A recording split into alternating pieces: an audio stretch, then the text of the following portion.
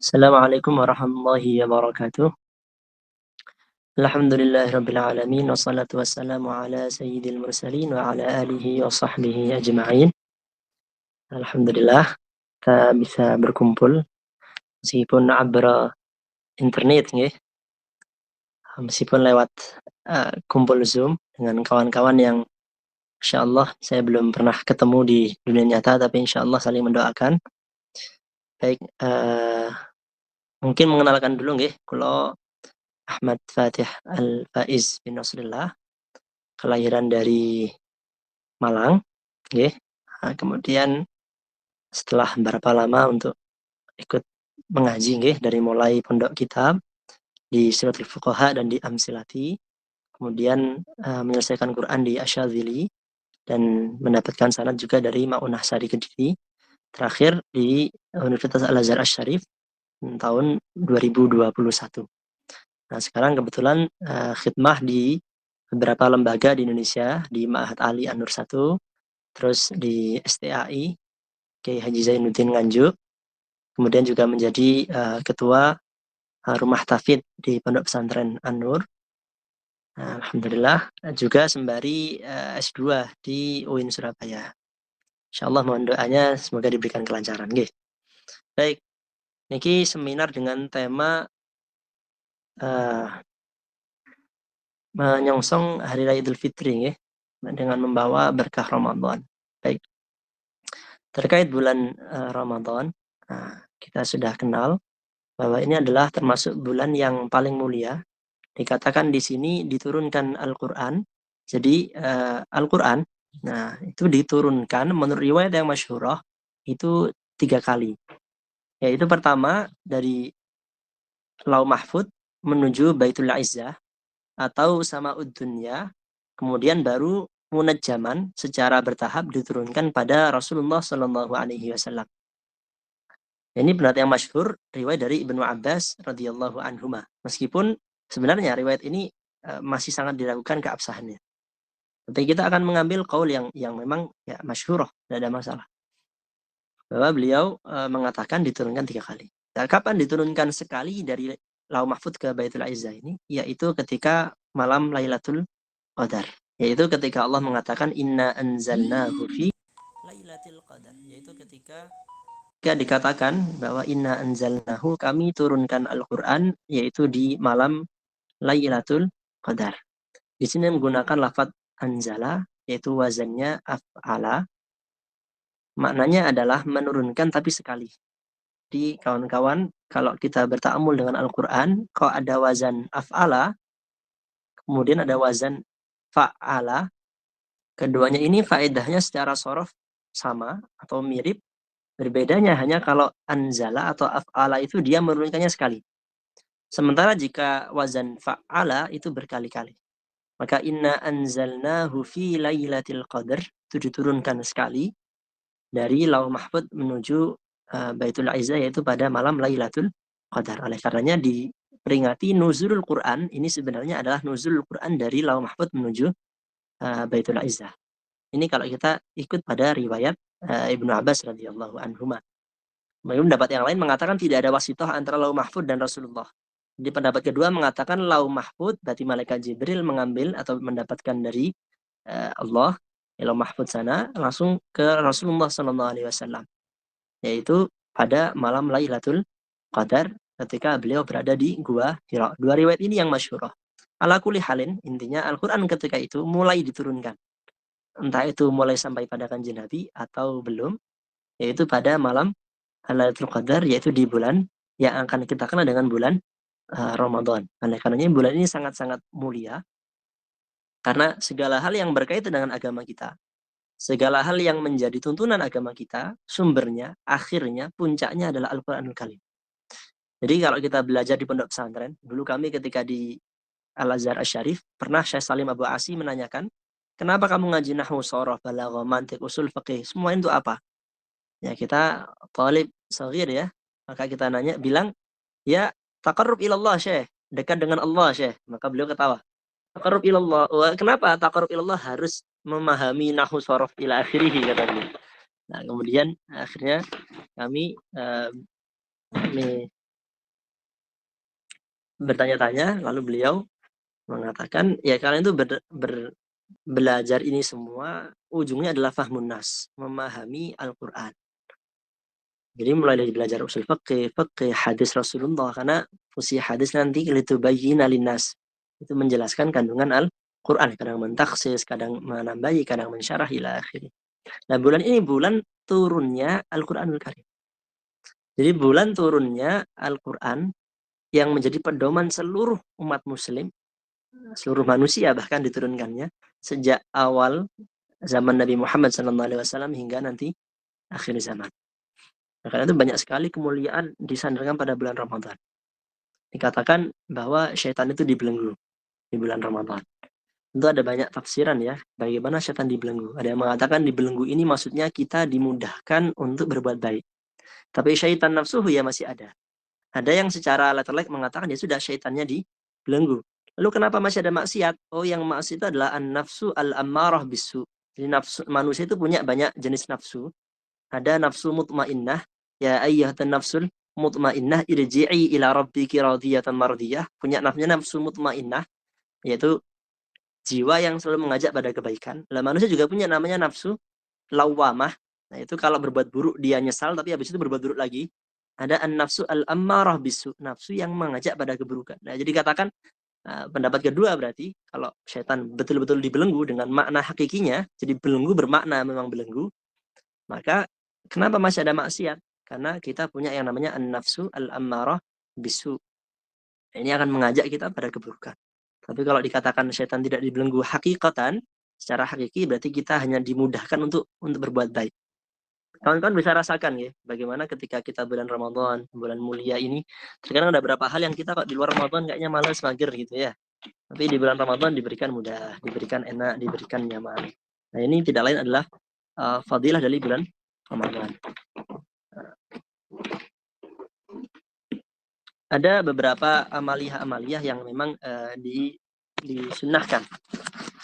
Dan saya harap kawan-kawan semua sudah mengerjakan semua nggih, selama berapa hari Ramadan ini? 26. Betul ya? 26 Ramadan. Kita mohon maaf ya. Kita sudah 20 Ramadan. Ya, ada yang mengatakan? Siapa ini? Monggo.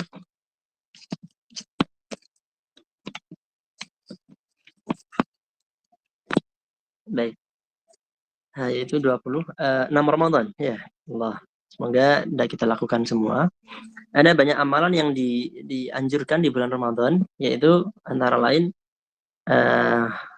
salat tarawih, yang mana salat tarawih ini kalau riwayatnya Ibnu Umar adalah 20 rakaat, tapi kalau riwayatnya Sayyidah Aisyah radhiyallahu anha hanya 8.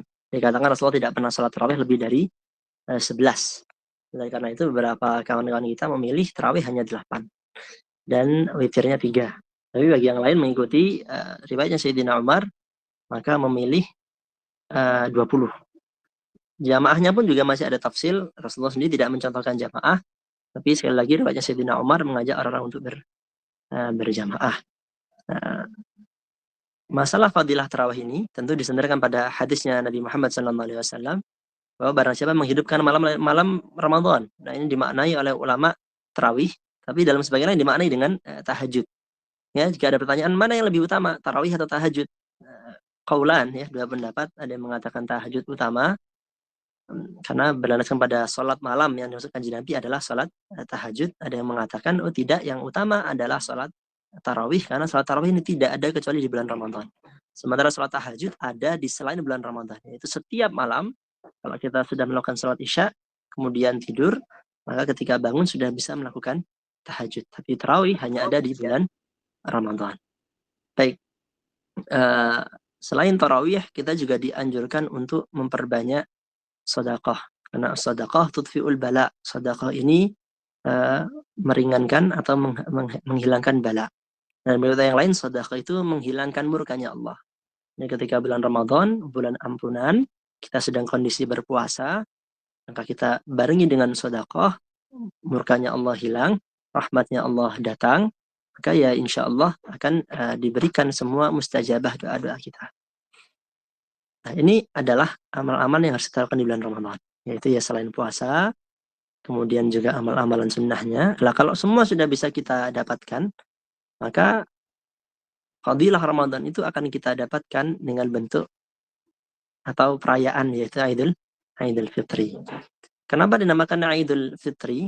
Ya, karena dikatakan al-Aid, dari kata al-Aud, yaitu kembali. Katakan karena Idul Fitri kembali menuju fitrah, kembali menuju suci. Fitrah manusia itu kan suci. Ketika dikatakan semua anak Adam lahir ala fitrah, semua anak Adam lahir dengan fitrahnya, baru dia jadi Nasrani, Yahudi, berbuat dosa ila akhirih. Kembali ke fitrah dalam artian diampuni dosa-dosanya, sebagaimana kata Nabi Muhammad SAW, bahwa ya orang yang berpuasa bulan Ramadan dengan khusyuk, dengan la yabghuna illallah, tidak menghendaki kecuali Allah, maka akan dihapus semua dosa-dosanya. Tentu nanti Idul Fitri ini setelah kita sehari berlebaran, sudah senang-senang, sudah kumpul, bisa dilanjut dengan puasa Syawal, yaitu puasa beberapa hari di bulan Syawal yang memiliki fadilah luar biasa. Baik, mungkin tidak banyak dulu nggih. Monggo kalau ada diskusi sharing monggo.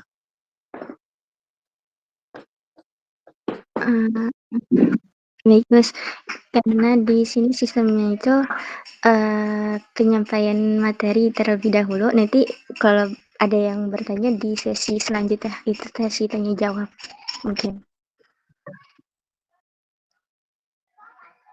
Oh, nggih, monggo ngapunten. Ya, boleh mungkin dilanjut saja, nggak apa-apa kalau masih ada yang untuk disampaikan sama Gus ya. Ahlan, monggo. Kawan-kawan mungkin bisa diskusi saja nggih, diskusi santai nggih, monggo. Ya siap. Ya bagi teman-teman gimana? Ada yang ingin bertanya atau ada yang nggak paham? Bisa dipertanyakan.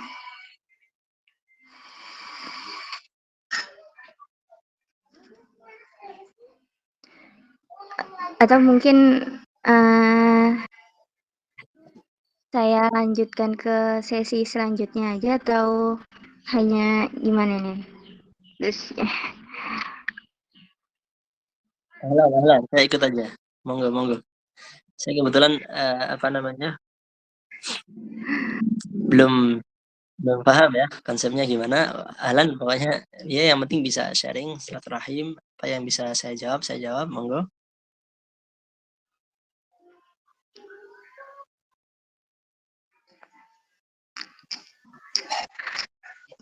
Gini, sebenarnya sistemnya ini penyampaian materi dari pematerinya itu sampai tuntas dahulu.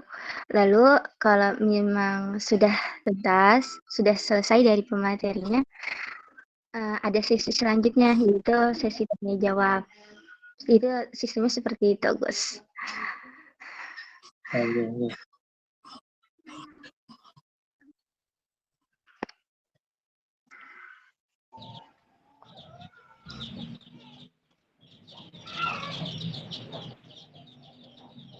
Berarti ini langsung di sesi tanya jawab atau Ya, ahlan langsung langsung ini. Nggih. Ya, baik, kita lanjutkan ke sesi tanya jawab. Bagi teman-teman yang ingin bertanya dipersilahkan. Jika ingin on mic, utamakan raise hand dulu. Jika ingin mengetik, silahkan di kolom komentar.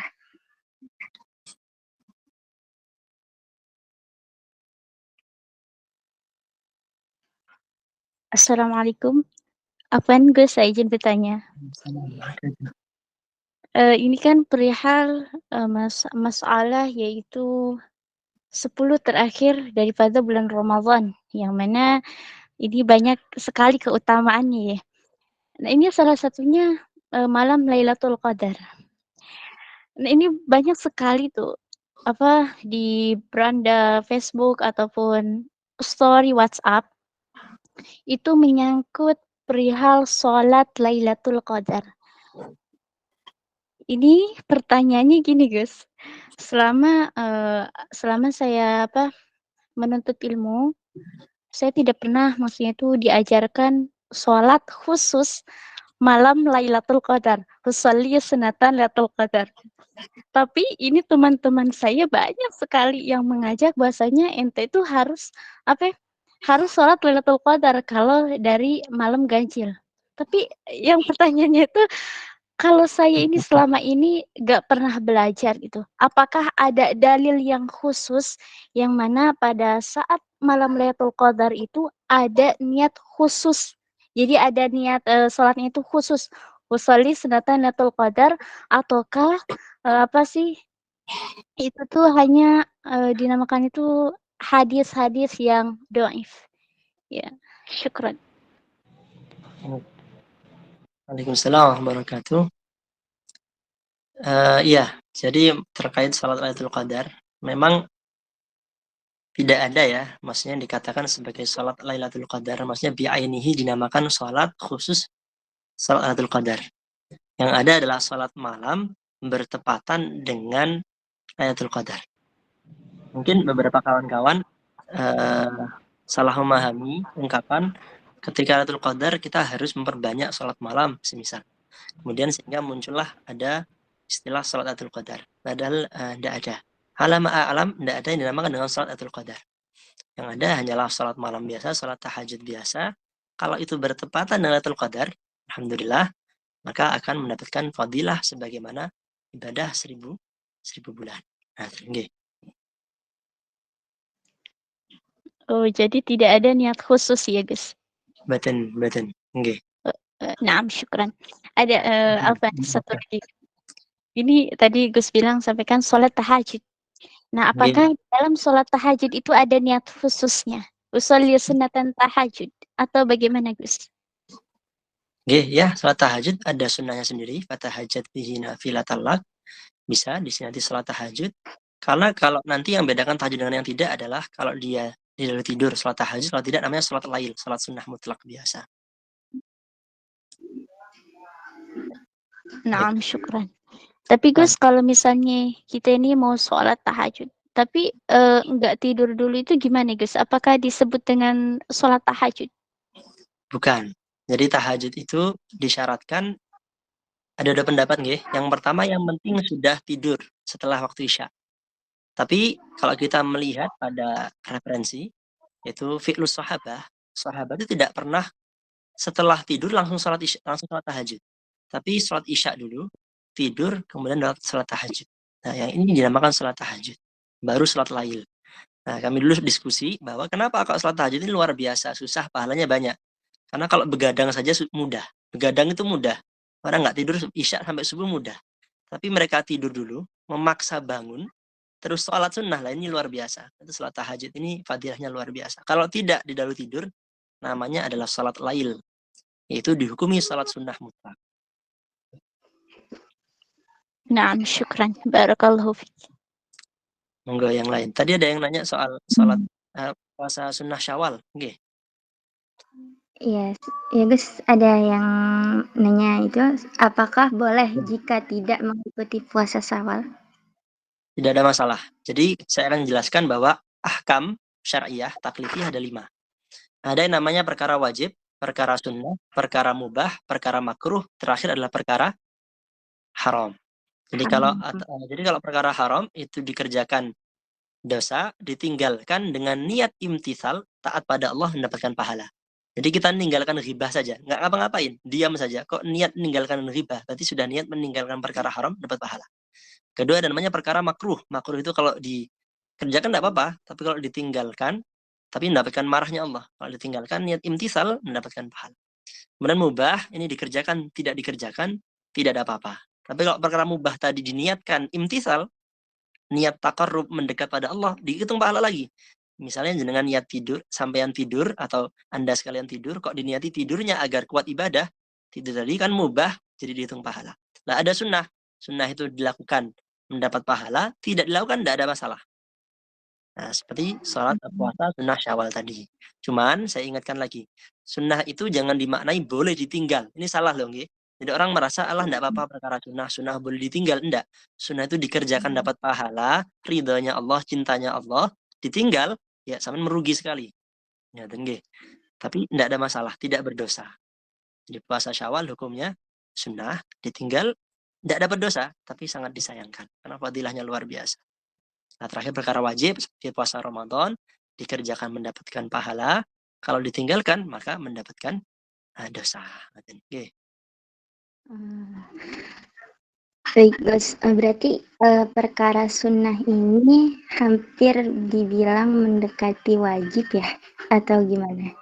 Kalau perkara sunnah itu ada sunnah muakkad, ada sunnah ghairu muakkad. Sunnah muakkad ini sangat dianjurkan sampai-sampai hampir-hampir seolah kayak wajib. Tapi tidak mendapat dosa kalau ditinggal. Tapi kalau sunnah yang ghairu muakkad, ya disunahkan kanjeng Nabi begitu saja. baik, Gus. Sunnah muakkad, puasa Syawal, ila akhirih. Iya. Saya lanjut ya, Gus. Untuk pertanyaan selanjutnya dari Kak Selvi, izin bertanya, waktu paling baik yang mengeluarkan zakat itu di waktu kapan ya? Al-afdal sebelum sholat hari raya.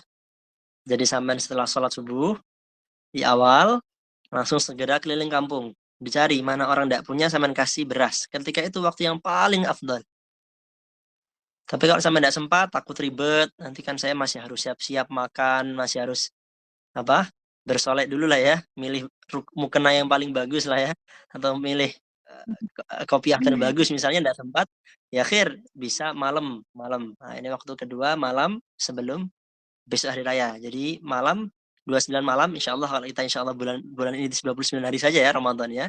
Berarti 29 malamnya itu setelah Isya bisa mengeluarkan zakat. Atau kalau belum ya sudah sehari atau 2 hari sebelum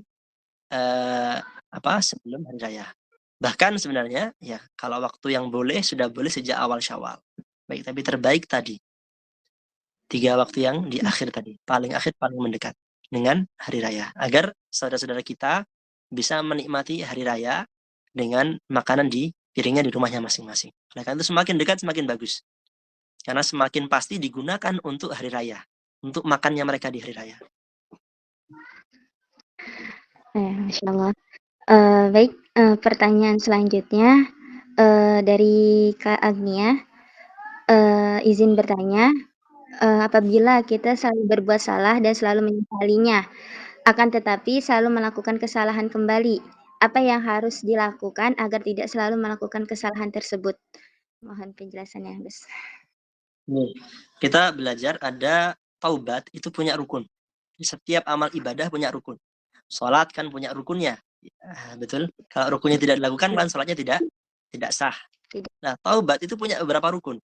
Pertama, dia harus an-nadmu. Nadam itu menyesal.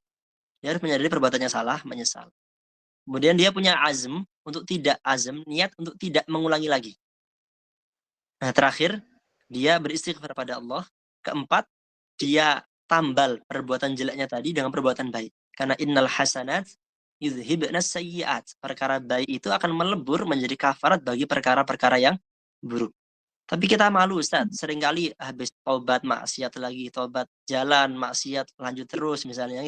Tobatnya sekarang nanti maksiat lagi, tobat lagi, tidak ada masalah. Saya itu ketika membaca hadis Rasulullah SAW itu mengatakan ada hadis qudsi begini. Kalau kamu semua tidak berdosa, laulam tuznibu. Kalau kamu semua wahai umat Islam tidak berbuat dosa, la zahaballahu bikum. Allah akan hancurkan kalian semua. Wa ya'ti biqaumin, dan akan didatangkan kaum yuznibun, berbuat dosa, wa yastaghfirun, dan beristighfar. Faghfarallahu lahum, maka Allah memaafkan mereka. Jadi Allah itu senang kalau hambanya itu punya bayangan, angan-angan saya itu berbuat dosa. Itu masih luar biasa. Itu lebih baik orang berbuat dosa, ingat dosanya. Itu lebih baik dibandingkan orang yang berbuat baik, teringat kebaikannya, akhirnya timbul rasa sombong. Tidak apa-apa, diniati terus. Saran saya, kalau memang keburukan itu adalah sumbernya adalah lingkungan, misalnya pacaran. Ini kan susah kalau tidak putus dulu sama pacarnya, ya. atau apa misalnya yang faktornya lingkungan, maka tinggalkan lingkungan itu. Tinggalkan lingkungan itu. Jadi kalau Rasulullah hijrah dari Mekah ke Madinah, sampean hijrah tinggalkan lingkungan yang buruk. Karena lingkungan itu membentuk kita. Kata ulama, al-akhlaq sariqah. Akhlak itu mencuri dari sekitar kita. Rubah lingkungan sampean. Tidak ada masalah dibilang sombong ilahi, tidak ada masalah. Kalau meninggal sendiri-sendiri. Amal kan tergantung nanti penilaiannya Gusti Allah. Tidak usah setia kawan. Setiap hubungan yang di dunia tidak dilandasi karena Allah, nanti yaumul qiyamah akan menjadi permusuhan. Itu janjinya. Tapi setiap hubungan yang dilandasi dengan Allah, lillah wa fillah, maka nanti yaumul qiyamah akan menjadi hubungan yang dekat karena sama-sama menjadi ahlu surganya Allah Subhanahu wa taala. Amin. Amin. Baik, pertanyaan selanjutnya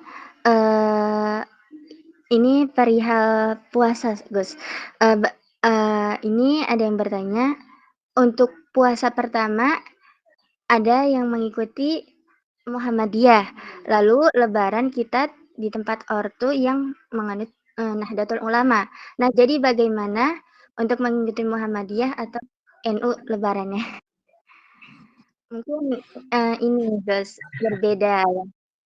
Iya, Orang tuanya. Sama baik. juga sekarang ini saya juga mungkin ada sangkut pautannya tentang cerita banyak ya di FYP atau di IG beredar tentang lebaran duluan dan puasa duluan, dan itu lebaran itu bisa menyelisihi 5 hari. Itu di daerah Jogja kalau nggak salah. Itu pandangan Gus tersendiri itu seperti apa? Mungkin ini ada sangkut pautannya dengan ini. Baik. Pertama, dalam syariat ada yang namanya dhannut taklif. Dhannut taklif, yaitu seseorang punya prasangka kalau dia sedang dikenai taklif atau tuntutan ibadah. Saya contohkan, ketika sampai di jam 8 pagi, apakah punya kewajiban sholat zuhur? Tidak. Kenapa? Karena sholat zuhur wajib setelah zawalus syams atau lengsernya matahari sekitar jam 12 siang kalau di daerah saya. Oke, baik ya. Itu namanya dhannut taklif. Orang punya prasangka, waktu ini saya diwajibkan untuk ibadah. Oke, baik ya. Baik ya. Nah, ketika kita sudah dhannut taklif, punya prasangka, kalau misalnya 1 Syawal itu adalah yang ditentukan oleh Muhammadiyah. Berarti kita merasa punya kewajiban untuk puasa di waktunya Muhammadiyah. Maka nanti hari rayanya juga harus ikut Muhammadiyah. Karena kalau zaman ikut Nahdlatul Ulama, berarti misalnya hari rayanya kok mundur sehari, berarti ada 1 hari di situ yang iskal, yang muskilah, problem. Kenapa?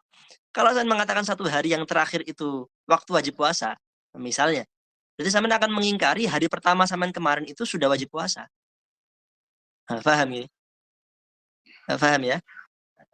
Insyaallah paham, Jan. Ya, jadi kita ibadah itu harus ada namanya dzunut taklif. Orang tuh merasa sudah waktunya ibadah.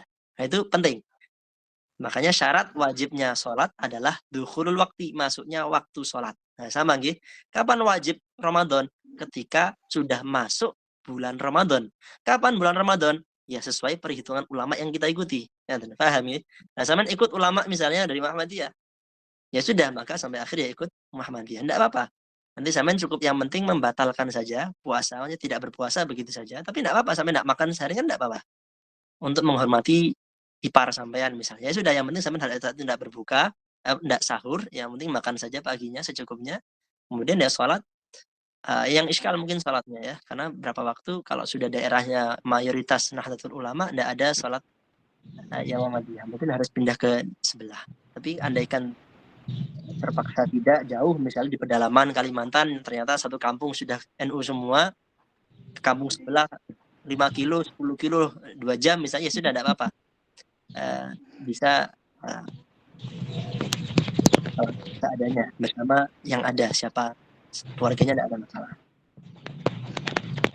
Ini harus jumlah yang banyak jamaah sholat itu. Baik. Untuk pertanyaan selanjutnya, manakah yang didahulukan, apakah pada puasa Ramadan atau mengerjakan puasa Syawal? Kenapa? Mohon maaf. Manakah yang didahulukan untuk puasa qada Ramadan atau mengerjakan puasa Syawal? Baik. Ya, jadi mana yang didahulukan antara mengqadha yang wajib atau menunaikan yang sunnah? Nah, begitu ya. Itu bisa kita umumkan. Jadi bisa berlaku pada semua hal. Qadha salat zuhur atau salat sunnah duha, qadha salat subuh atau salat sunnah duha, sedekah yang wajib atau yang nazar misalnya. Mengeluarkan uang untuk sedekah sunnah atau yang nazar maka wajib. Mana yang didahulukan? Nah, ulama mengatakan ya tentu kalau bisa didahulukan yang wajib dulu. Dalam beberapa hal. Itu yang didahulukan yang wajib dulu. Karena Syawal muttasil ya sampai 30 hari tidak ada masalah. Dan 6 harinya tidak harus berurutan ya. Bagus berurutan tidak ada masalah. Yang penting 6 hari bulan Syawal. Baik, Oh iya, pertanyaan yang 5 hari selanjutnya. lebih awal. Yang 5 hari lebih awal ya. Itu iskal karena Ramadan itu minimal 29 maksimal 30. Saya ulangi ya, minimal 29 maksimal 30. 30. Untuk menentukan awal bulan cuman ada 2 metode. Ru'yatul hilal, melihat bulan, atau hisab, metode perhitungan. Selain 2 itu tidak diakui sebagai awal bulan Ramadan. Paham ya? Jadi orang mau pakai dikatakan saya langsung Allah misalnya ya, ada berapa orang yang mohon maaf mungkin ya itu banyak kisah ulama seperti itu ya. Jadi waswasah dari syaitan sehingga dia merasa mendapatkan pencerahan atau wahyu minimal, padahal tidak ada wahyu yang nanti melawan syariatnya Rasulullah SAW. Penentuan awal Ramadan hanya dengan apa? Ru'yatul hilal atau hisab. Bulan Ramadan minimal 29, maksimal berapa? 30. 30. Kalau bisa ikut pemerintah. Kalau bisa ikut pemerintah. Kenapa? Karena hukmul hakim yarfa'ul khilaf. Kalau ada ulama beda pendapat, maka yang didukung pemerintah itu menjadi pendapat yang seharusnya ditaati semua orang. Ta'atul imam itu wajib. Oke, baik. Baik, pertanyaan selanjutnya, apakah sah jika kita berhenti di tengah-tengah sholat tarawih, tapi itu juga ada alasannya? Berhentinya itu sudah selesai salam, misalnya dapat 2 rakaat berhenti atau 1 rakaat berhenti? Mohon maaf. Seperti gimana, Kak Nina? Berhentinya? Ya, di Pertanyaannya. tengah-tengah sholat atau selesai salam kemudian pulang dulu misalnya. Yaitu berhenti di tengah-tengah sholat atau mau ke hamam gitu ya. Ketika sholat posisinya atau selesai salam baru dapat 2 gitu misalnya pergi baru dapat 4 pergi atau bagaimana? Selesai salat. Selesai salat. Tidak ada masalah. Bilangan tarawih itu Mbak, bahkan tarawih itu boleh minimal 2 rakaat saja. Tidak ada masalah. 2 rakaat saja. Afdol 8 atau 20, 8 ikut riwayatnya Sayyidah Aisyah, 20 ikut riwayatnya Sayyidina Umar. Dan tidak harus jamaah.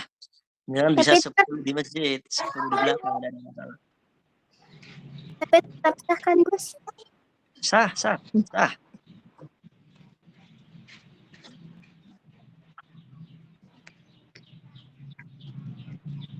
Syukran. Afwan. Ada pertanyaan lagi Gus. Izin bertanya, kalau mudik terus bermalam lebaran di kampung, apakah zakat fitrahnya itu harus di kampung tersebut? Ya, ini pembahasan dalam fikih namanya naqluz zakat atau memindahkan zakat dari daerahnya orang yang menunaikan zakat ke daerah lainnya. Misalnya saya dari Malang, apakah boleh saya menunaikan zakat dari sebelah misalnya? Ulama punya 2 pendapat, tapi yang pasti tidak diperbolehkan memindahkan zakat ke daerah lain kalau di sekitar kita masih ada yang belum kebagian. Oke, baik ya. Tapi kalau kita sudah yakin, oh daerah sini sudah kebagian semua, alhamdulillah banyak orang kaya misalnya ya, maka naqluz zakah boleh ke daerah sekitar. Baik. Diutamakan daerah sendiri dulu. Berarti diperbolehkan ya Gus? Ya, tapi tadi ya, daerah kita sudah harus insya Allah kebagian semua ya, asnaf zakat yang 8 tadi. Asnaf zakat yang innamas shadaqatu lil fuqara'i wal masakin wal 'amilina ila akhir. Itu sudah dapat semua ya. Diutamakan daerah kita. Tapi boleh. Naqluz zakah boleh. Mungkin ini pertanyaan terakhir dari saya, Gus. Saya dari awal pas Gus menyampaikan tentang malam Lailatul Qadar, itu kan dengan sangkut pautnya turun dengan nuzulul Quran. Nah, di sini ada beberapa ulama berpendapat bahwasanya nuzulul Quran itu pada malam 17 Ramadan. Lalu ada juga mengatakan di malam-malam ganjil yang lain. Itu bagaimana, Gus? Kita untuk merayakan atau memperingatinya. Kalau nuzul Qur'annya 17 Ramadan. Tapi Lailatul Qadarnya itu sering-seringnya di 10 akhir Ramadan. Jadi Berarti nuzul Quran sama Lailatul Qadar dua yang berbeda ya. Ketemu ketika awal turunnya Al-Quran itu nuzul Quran plus Lailatul Qadar. Nah, tapi sekarang kita katakan nuzul Quran 17. Adapun malam-malam ganjil itu Madinah turunnya Lailatul Qadar.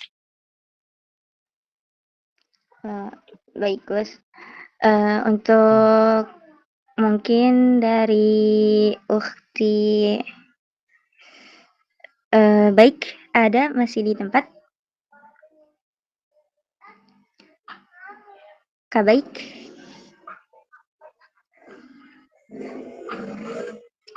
Baik Indah, Kak Baik Indah masih ada di tempat? Jika ingin on mic dipersilahkan, Kak.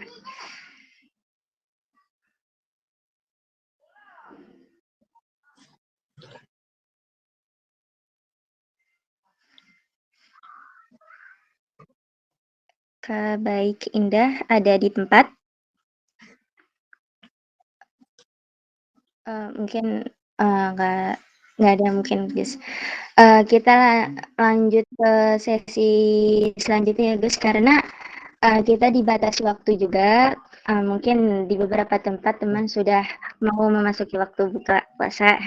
Jadi untuk Gus dipersilakan untuk menyampaikan sepatah dua patah kata untuk motivasi untuk kami. Dipersilakan.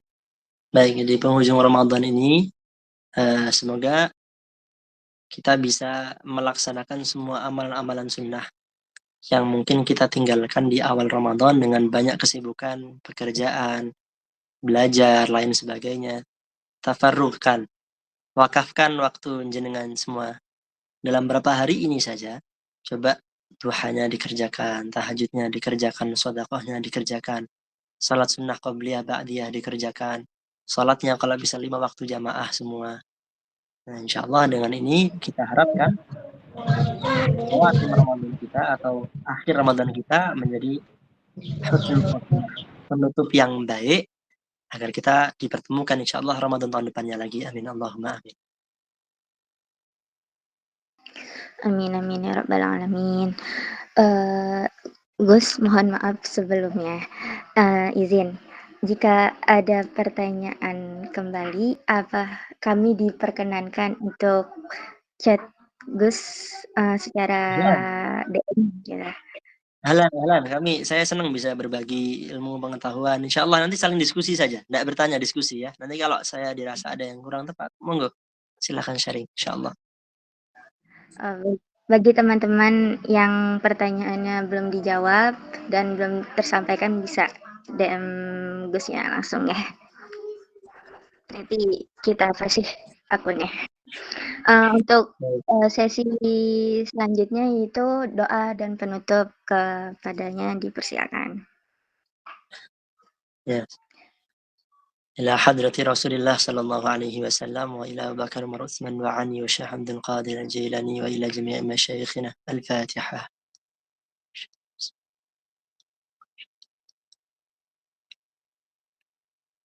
أعوذ بالله من الشيطان الرجيم بسم الله الرحمن الرحيم الحمد لله رب العالمين حمدا يوافي نعمه ويكافئ مزيده يا ربنا لك الحمد كما ينبغي لجلال وجهك ولعظيم سلطانك اللهم صل وسلم على سيدنا محمد صلاة تحفظنا بها القرآن وتفهمنا منه الآيات وتثبت بها في قلبنا الإيمان اللهم إنا نسألك حسن الخاتمة اللهم يا ربنا اغفر لنا ولوالدينا وللمؤمنين يوم يقوم الحساب اللهم ربنا آتنا في الدنيا حسنة وفي الآخرة حسنة وقنا عذاب النار اللهم يا ربنا ارزقنا وأهلنا رزقا حلالا طيبا واسعا كريما سهلا ميسرا باركا في الدنيا والآخرة اللهم يا مقلب القلوب ثبت قلوبنا على دينك. اللهم يا مصرف القلوب صرف قلوبنا إلى طاعتك. سبحان ربك رب العزة عما يصفون وسلام على المرسلين الحمد لله رب العالمين. سر الفاتحة.